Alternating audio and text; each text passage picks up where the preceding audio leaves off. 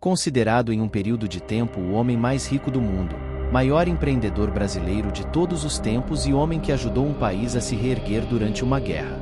Este homem teve tanto dinheiro que chegava a ser uma fortuna maior que o PIB brasileiro na época. Ele ajudou a criar ferrovias, indústrias, gerou muitos empregos e foi uma figura de extrema importância ao Brasil. Mas como sempre sua história foi de certa forma apagada e poucos o conhecem da forma que devem conhecer. Mas antes de continuar este vídeo, já deixe seu like e se inscreva para você se tornar um membro da nossa comunidade. Irineu Evangelista de Souza, mais conhecido na história como Barão de Mauá, um empreendedor que revolucionou o Brasil. Ele nasceu em 28 de dezembro de 1813, na cidade de Arroio Grande, uma pequena cidade do interior do Rio Grande do Sul. Tendo uma infância pesada, pois seu pai, um modesto fazendeiro, foi assassinado em um assalto. Com a morte de seu pai, que era o sustento da casa, a família se viu em uma situação precária e sem nada. Foi quando sua mãe se casou novamente com outro homem, que não queria cuidar de seus filhos.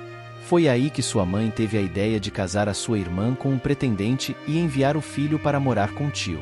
Nesse momento, Irineu vai morar no Rio de Janeiro com seu tio, deixando sua mãe e sua irmã, afirmando que iria enriquecer para voltar e sustentá-las.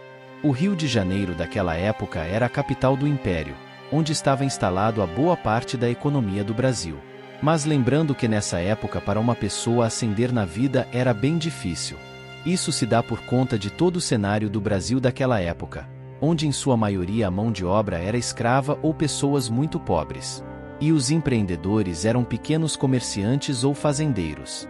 Quando ele chega no Rio, ele já consegue o seu primeiro emprego como caixeiro em uma loja de secos e molhados, nome que se dava para os mercados de antigamente.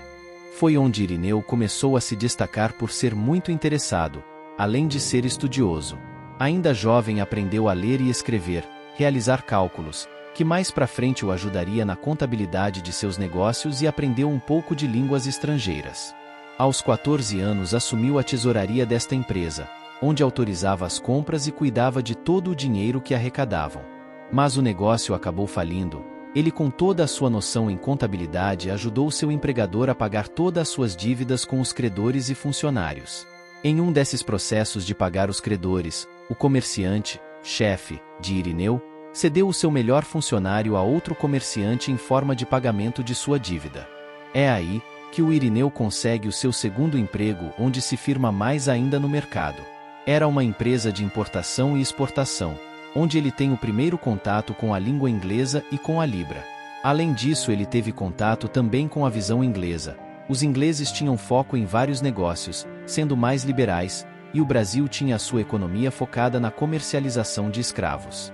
Pouco tempo depois, o dono deste comércio decide porventura voltar ao seu país natal, e fez de Irineu seu sócio e responsável pelo negócio no Brasil. Sendo assim, aos 23 anos de idade, Irineu se acende, se tornando um jovem empresário de sucesso. Com isso, ele realiza a sua promessa, indo buscar a mãe, a irmã e sua sobrinha que no futuro tornou-se sua esposa.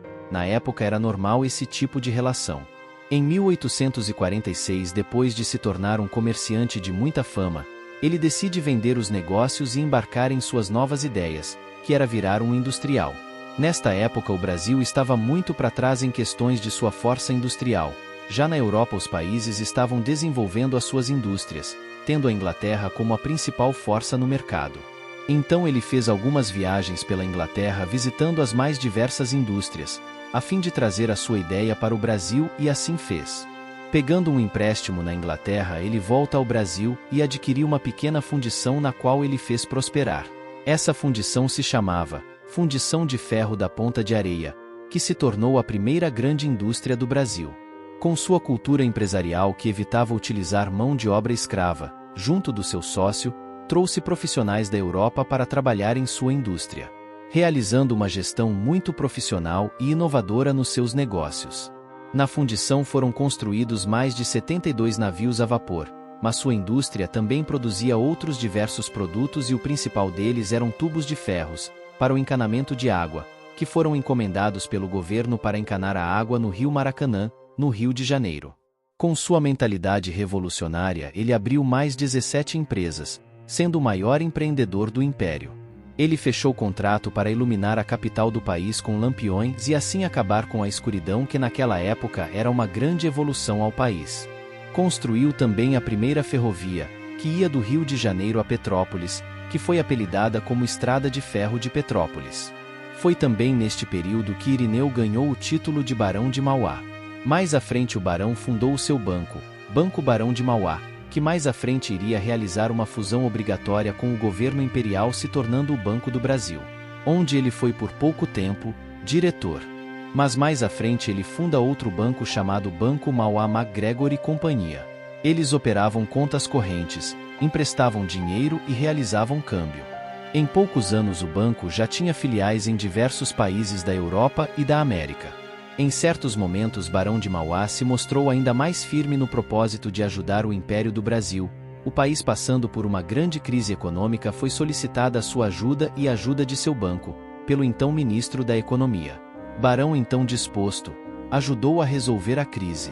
Outro acontecimento que mostrou ainda mais a sua importância foi quando o governo brasileiro pediu sua ajuda financeira para auxiliar o Uruguai, que estava em crise por passar anos em conflitos com outros países e conflitos civis com o seu povo separado. Barão, então disposto, ajudou a resolver a crise. O Uruguai acabou sendo importante para ele. Ele ganhou terras como pagamento das dívidas e acabou realizando muitos investimentos no país. Inclusive vale lembrar que o Banco Mauá teve o seu momento muito forte no Uruguai, mas como nem tudo é uma maravilha. Ocorreu um golpe e assim houve a troca de governo no Uruguai. Os seus clientes do banco, assustados com seus futuros, decidiram retirar todos os dinheiros dos bancos, fazendo o Banco Mauá falir. Já com as notícias voando pelo mundo da falência de seus negócios no Uruguai, a sua credibilidade foi por água abaixo.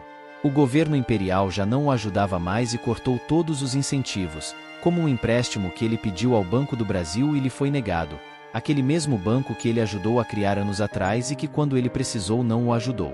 Com o barão falido, sem recursos e ajuda de fora, ele chegou a dever mais de 3.000 credores. Sua credibilidade já não era a mesma e a ruína de todo o seu império se mostrou mais forte. Mas ao contrário que todos pensam, Barão de Mauá não morreu pobre. Antes de sua morte ele montou uma empresa agrícola que passou a cuidar de todas as suas terras, inclusive as que tinham sobrado no Uruguai, com algumas cabeças de gados. Essa empresa foi bem lucrativa para ele, possibilitou ele pagar todas as suas dívidas, entregar 90% da parte da empresa para os credores que ele ainda devia e ficou com os outros 10% da sua empresa. Além disso, ele também abriu uma empresa de corretagem, mas é óbvio que sua fortuna nunca voltou a ser o que era antes. Mas uma coisa podemos afirmar é que o barão não morreu pobre. E ele foi além, antes de sua morte, realizando o que mais tinha prazer em fazer, que era negócios. Ele amou e inovou o seu país através da sua determinação, revolucionou a indústria no Brasil onde ninguém acreditava que era possível ou que era o momento certo para fazer isso, mas mesmo assim ele não abaixou a cabeça, ou desistiu, ao contrário disso construiu um legado, vindo de baixo e alcançando o topo. Esperamos que você tenha gostado desse vídeo.